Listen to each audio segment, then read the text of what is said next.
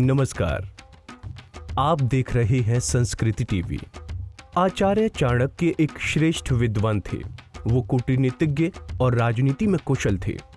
आचार्य चाणक्य को विष्णुगुप्त और कौटिल्य के नाम से भी जाना जाता है। चाणक्य को बेहद विद्वान माना गया है। चाणक्य शिक्षक होने के साथ साथ अर्थशास्त्री, कूटनीति शास्त्र और समाज शास्त्र जैसे कई महत्वपूर्ण विषयों के बारे में भी जानकार थे। इसके साथ ही चाणक्य ने उन सभी चीजों का भी गंभीरता से अध्ययन किया जो मनुष्य की सफलता और असफलताओं में अहम भूमिका निभाती हैं। चाणक्य का संबंध विश्व प्रसिद्ध तक्षशिला विश्वविद्यालय से था।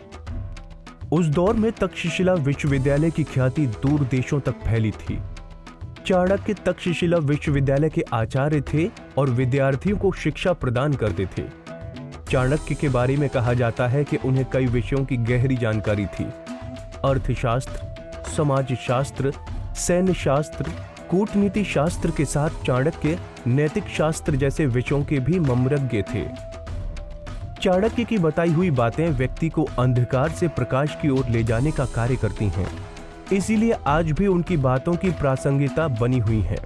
आज भी बड़ी संख्या में लोग चाणक्य की चाणक्य नीति का अध्ययन करते हैं और जीवन में आने वाली परेशानियों का हल खोजते हैं। चाणक्य नीति कहती है कि व्यक्ति के जीवन में कई बार ऐसे अवसर आते हैं जब उसे विश्वास करने में दिक्कत आती है। व्यक्ति समझ नहीं पाता कि किस पर विश्वास करें और किस पर नहीं। इस दुविधा की स्थिति से बचने के लिए चाणक्य ने कुछ जरूरी बातें बताई हैं। इन्हें याद रखना चाहिए।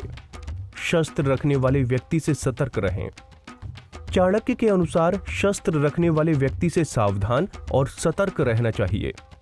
ऐसे लोग कभी उत्साह में आकर शस्त्रों का प्रदर्शन आरंभ कर सकते हैं, जिस कारण कभी कभी मुसीबतों का सामना भी करना पड़ सकता है।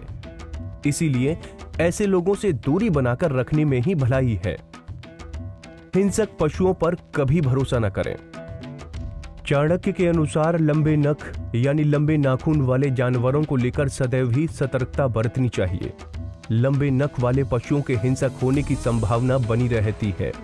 इसीलिए इन पर सहजता के साथ विश्वास नहीं किया जा सकता है। ऐसे पशु हिंसक होने पर गंभीर क्षति भी पहुंचा सकते हैं। नदी की बहाव और गहराई किसी को पता नहीं होती है। चाणक्य के अनुसार नदी को पार करने को लेकर कभी भी किसी की दी हुई सलाह पर विश्वास नहीं करना चाहिए। चाणक्य की माने तो नदी के बहाव और उसकी गहराई के बारे में कोई नहीं जानता है। ऐसी स्थिति में स्वयं का आकलन और विश्लेषण भी कराना चाहिए।